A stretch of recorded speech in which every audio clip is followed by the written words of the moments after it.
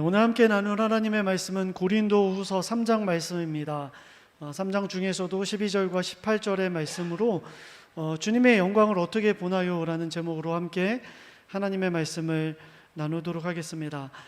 우리 먼저 앞에 주어진 하나님의 말씀을 함께 한 목소리로 봉독하도록 하겠습니다. 함께 읽겠습니다. 시작. 우리는 이런 소망을 가지고 있으므로 아주 담대하게 처신합니다.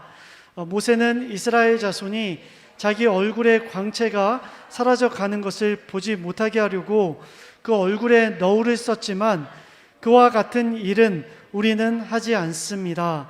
그런데 이스라엘 백성의 생각은 완고해졌습니다. 그리하여 오늘날에 이르기까지도 그들은 옛 언약의 책을 읽을 때에 바로 그 너울을 벗지 못하고 있습니다. 그 너울은 그리스도 안에서 제거되기 때문입니다. 오늘날까지도 그들은 모세의 글을 읽을 때에 그 마음에 너울이 덮여 있습니다. 그러나 사람이 주님께로 돌아서면 그 너울은 벗겨집니다. 주님은 영이십니다. 주님의 영이 계신 곳에는 자유가 있습니다. 우리는 모두 너울을 벗어버리고 주님의 영광을 바라봅니다.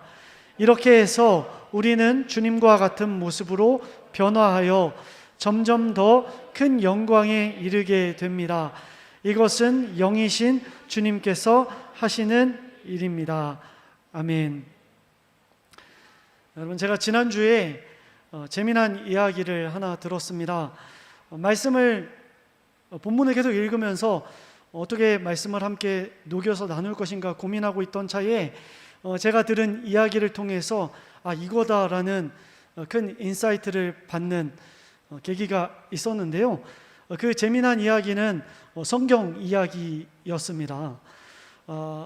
긴 성경 말씀은 우리가 읽었지만 한 번 더 말씀을 저랑 같이 읽어보도록 하겠습니다. 제가 읽을 텐데요. 여러분들 따라오시면서 말씀을 함께 보셨으면 좋겠습니다. 누가복음 17장 11절에서 14절까지의 말씀인데요. 제가 읽겠습니다. 예수께서 예루살렘으로 가시는 길에 사마리아와 갈릴리 사이로 지나가시게 되었다. 예수께서 어떤 마을에 들어가시다가 나병 환자 10사람을 만나셨다. 그들은 멀찍이 멈추어 서서 소리를 높여서 말하였다. 예수 선생님, 우리를 불쌍히 여겨주십시오. 예수께서는 보시고 그들에게 말씀하셨다. 가서 제사장들에게 너희 몸을 보여라. 그런데 그들이 가는 동안에 몸이 깨끗해졌다. 아멘. 여러분 잘 아시는 이야기죠. 그런데 이 말씀의 행간에 숨어있는 사연을 우리는 상상해서 읽으면 더 풍성하게 풍부하게 말씀을 읽을 수 있을 것 같습니다. 여러분, 레위기 13장 46절에 보면 유대 땅에서 유대인으로 살아가는 사람이 피부병에 걸리면 어떻게 되는지에 대해서 나와 있습니다. 그 사람은 부정해져요.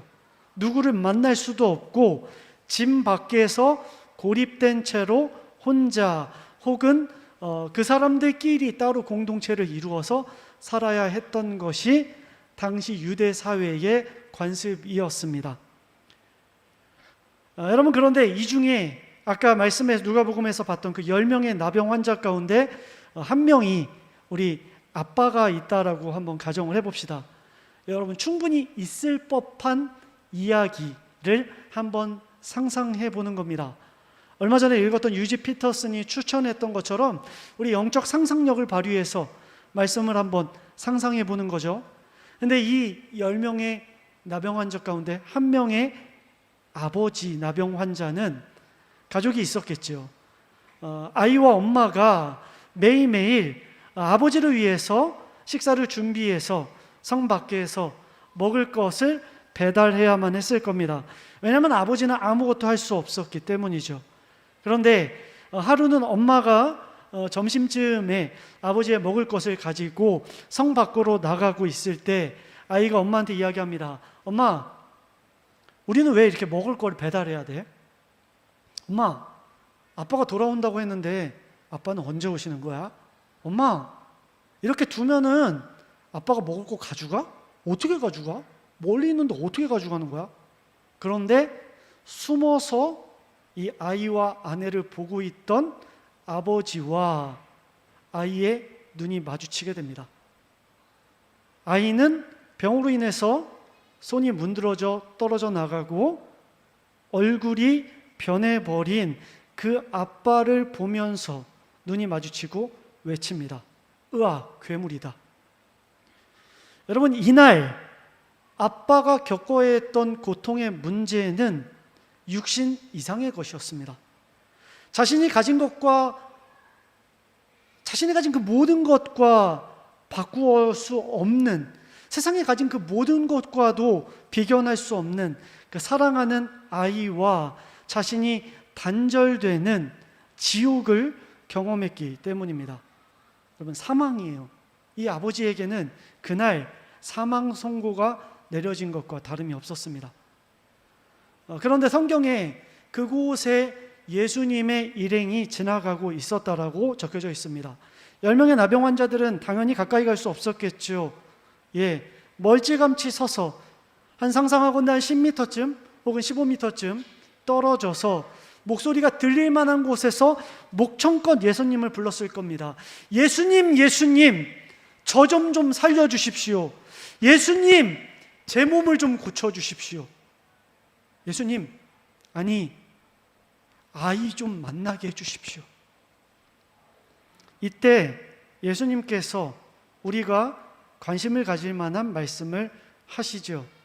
가서 제사장들에게 너희 몸을 보여주어라. 여러분, 당시 사회에서 제사장들은 오늘날의 의사와 같은 역할을 하였습니다. 사람들의 몸의 상태를 체크하고 레위기 법에 따라서 이 사람은 완치 혹은 일주일 더 격리라는 판정을 내리는 능력을 가진 그런 시절이었어요. 여러분, 예수님과 나병 환자가 대치하면서 서로 이야기를 주고받고 있던 그 자리, 나병 환자들이 자신의 그 자리에서 몸을 봤을 겁니다. 예수님의 말씀이 떨어짐과 동시에 자신의 손을 받고 발을 받고 자신의 귀를 만져봤을 거예요. 여전히 심각한 나병이 여기저기 번져 있고 자신의 손과 다리는 온전치 않았어요. 여러분, 여기서 믿음이 필요합니다. 이 사람들은 일단 믿음의 사람들이었어요. 그래서 예수님이 말씀하신 대로 성전 쪽으로 걸어갑니다. 그런데 두 번째 고비가 있죠. 여러분, 제사장을 만나려면 제사장을 바깥으로 호출할 수 있었던 시절이 아닙니다. 그리고 언제 나올 수 있는지 알지도 못했어요. 방법은 들어가는 것밖에 없습니다.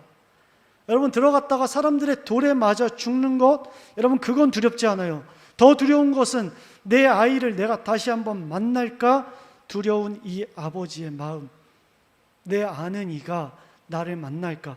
아니, 내 아이가 나를 만나서 다시 한번 기겁할까 두려운 마음.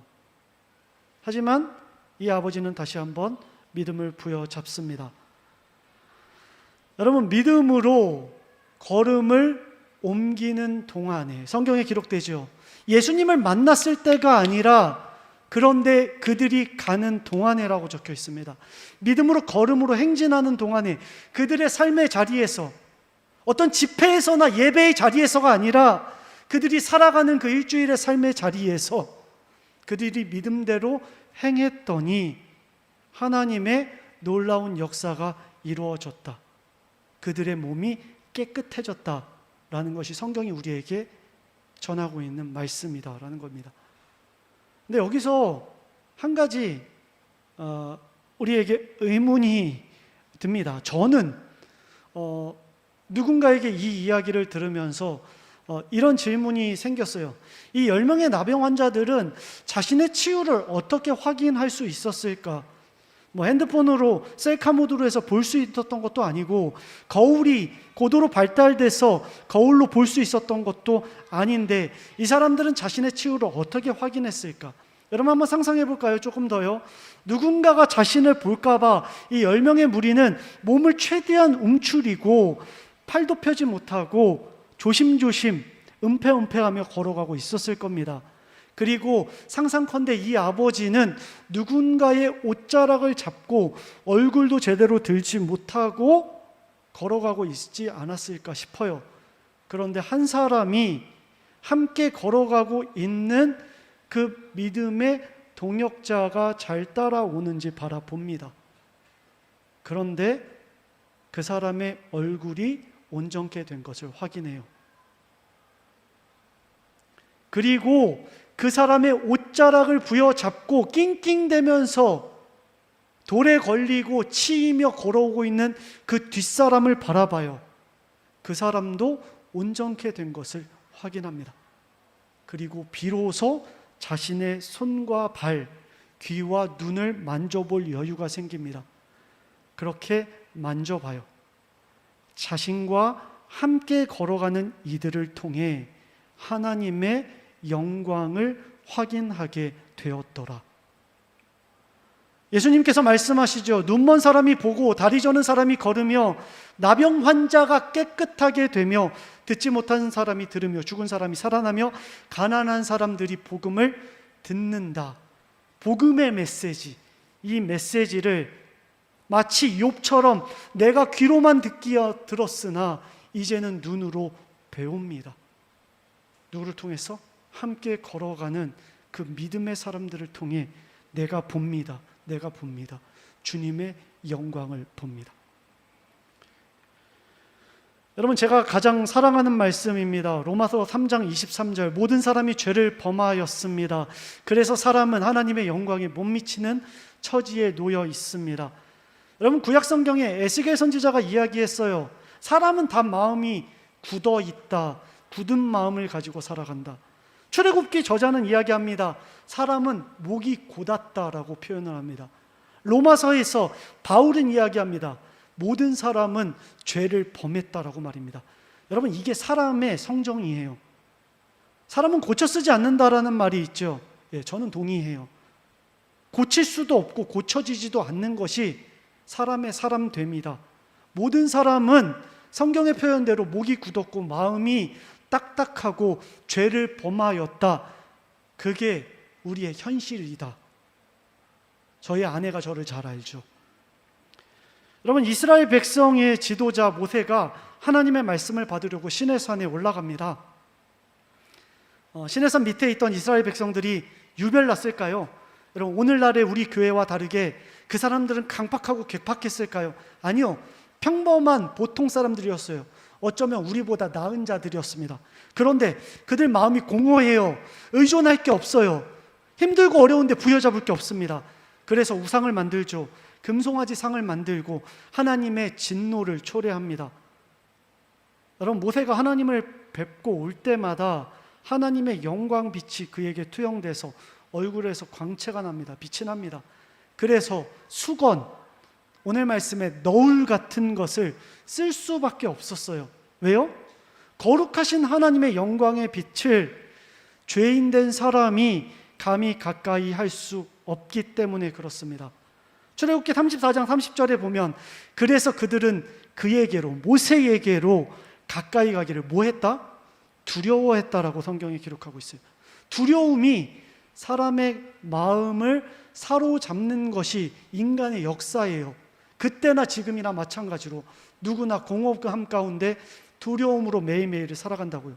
마치 나병 환자 아버지가 세상에서 가장 사랑하는 아들을 만나는 것이, 사랑하는 내 딸을 만나는 것이 인생에서 가장 지옥이고 두려웠던 것처럼 말입니다.